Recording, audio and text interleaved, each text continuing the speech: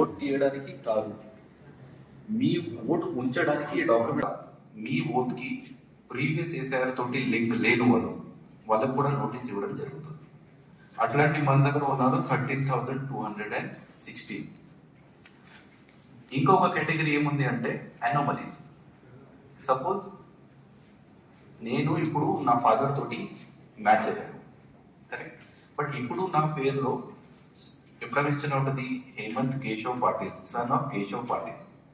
Suppose Keshav Patil నా father పేరు 2002 ఎలక్టోరల్లో కేశవ్ దత్తాత్రేయ పాటిల్ ఉంటుంది.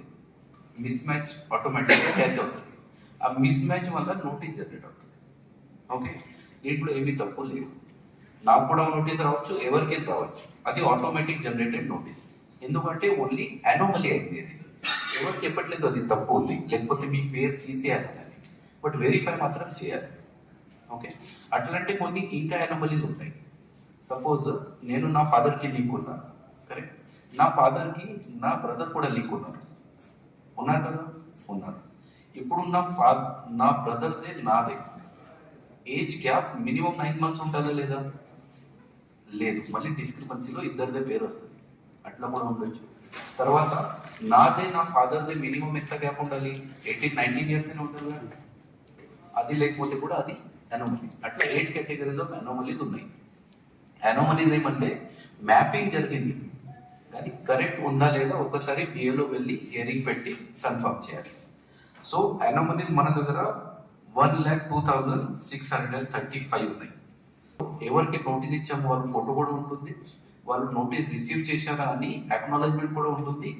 అండ్ ఆ ఓటర్కి సొంతకి ఇచ్చారా, రిలేటివ్కి ఇచ్చారా, నేబర్కి ఇచ్చారా అది కూడా రాయడం జరుగుతుంది. సో నోటీస్ ఇచ్చాము ప్లస్ అనామలీ ఉంది, లేకపోతే నో మ్యాపింగ్ ఉంది, అట్లా ఉంటే వాళ్ళకి హియరింగ్ కండక్ట్ చేయాలి. ప్రతి హియరింగ్ సపోజ్ వాళ్ళు రాకపోవచ్చు, వాళ్ళు డాక్యుమెంట్స్ ఎవరైనా సబ్మిట్ చేయొచ్చు. డాక్యుమెంట్స్ వాళ్ళు బిఏలోకి డైరెక్ట్గా ఇవ్వచ్చు, ఓటర్ హెల్ప్ లైన్ ద్వారా ఆన్లైన్ కూడా సబ్మిట్ చేయొచ్చు, లేకపోతే హియరింగ్లో వచ్చే టైంలో కూడా తీసుకురావచ్చు, లేకపోతే ఎవరి ద్వారా పంపచ్చు. ప్రతి తహసీల్దార్ ఆఫీస్కి, ఆర్డీఓ ఆఫీస్కి, మున్సిపల్ కమిషనర్ ఆఫీస్కి ఎవరిని వెళ్ళి ఎవరి కోసమైనా డాక్యుమెంట్ సబ్మిట్ చేస్తే అది మనం యాక్సెప్ట్ చేస్తున్నాం. గవర్నమెంట్ ఇచ్చిన ఫోటో ఐడి కార్డ్, తర్వాత LIC, post office, caste certificate, birth certificate, passport, SSC memo, permanent residence certificate, ROFR patta, caste certificate. Then మీకు అసైన్మెంట్ జరిగిన ఈ ప్రొసీడింగ్ ఉంటే అది కూడా యాక్సెప్ట్ చేస్తాం. మీరు ఒకటి కూడా డాక్యుమెంట్ ఇవ్వచ్చు, ఎక్కువ ఉంటే ఎక్కువ కూడా ఇవ్వచ్చు.